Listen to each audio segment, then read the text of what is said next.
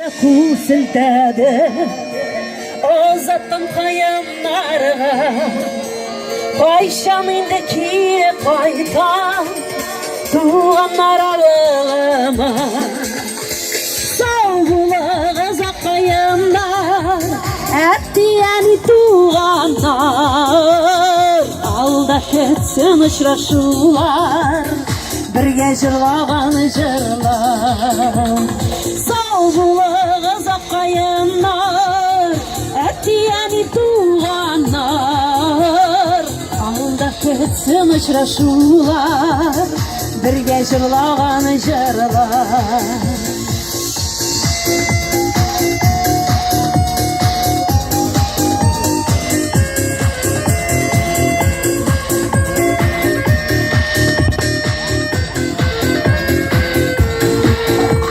Gitmesiydim sizin yanına, etti yani tuğanlar, yazmışım yollarımı, aldan yazıp koyganlar. Birgeleşip etti yani tuğanlar, alda ketsin uçraşular, birge jırlagan jırlar.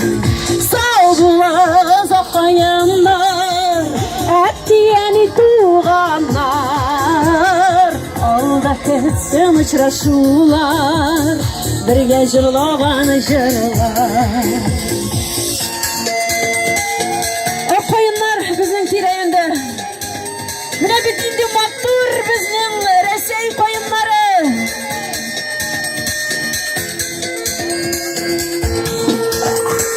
Ömür bitti zutediler, ışanalım minana. Ömür şulay bitti züte, sizning bilen bulganıga. Savulağız kayınlar, etti yani tuğanlar, alda ketsin uçraşular, birge jırlagan jırlar.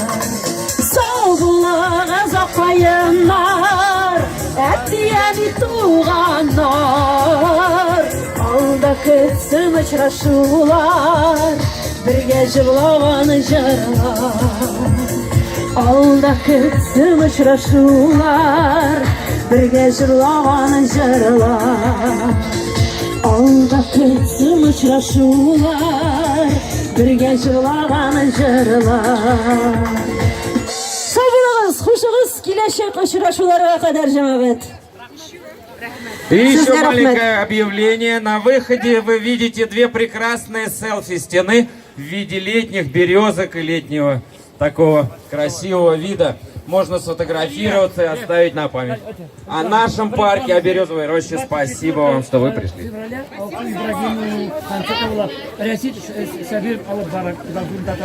Дорогие друзья, 24 февраля, только один день в Москве, по адресу Мало-Татарский переулок, дом номер 8, Татарский культурный центр, состоится концерт очень известной татарской популярной певицы Алсу Ибрагимовой. Концерт ведет знаменитейший ведущий, самый крутой ведущий татарской эстрады Рашид Сабиров. Добро пожаловать! Билеты можете приобрести у Ибрагима. Самый дешевле 500 рублей, самый дешевле 1000 рублей. Пожалуйста, каким интересом.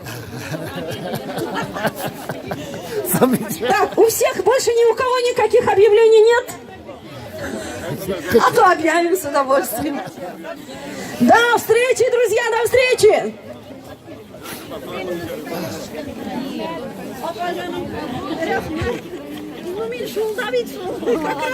Hayır, dano, талант керек. Как раз везде. Талант керек. Ничек шейпинде. Вот если бы не выиграл, здесь вот так почти канал Yok, indi, bir kup, zayıfsa diyeceğim, bir şey.